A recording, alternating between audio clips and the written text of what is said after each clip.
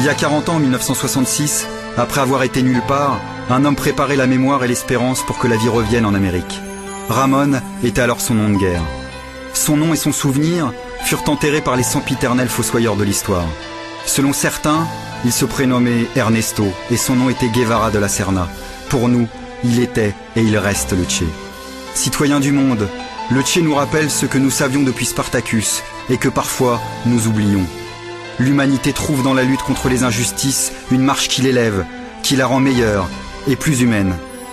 Pour prendre congé, pour dire « à tout à l'heure », le Che disait « jusqu'à la victoire toujours », comme pour dire « on se revoit bientôt ». Pour les uns, il est mort. Pour d'autres, il s'est juste endormi. Qui est dans l'erreur? Il y a 40 ans, le Che préparait la transformation de la réalité américaine.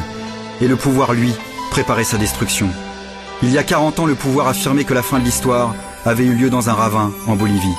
Il prétendait que la possibilité d'un monde meilleur, différent, avait été définitivement détruite. Il soutenait que les temps des rébellions étaient finis. Texte du sous-commandant Marcos, porte-parole de l'armée zapatiste de libération nationale au Mexique, à propos d'Ernesto Che Guevara, 2007.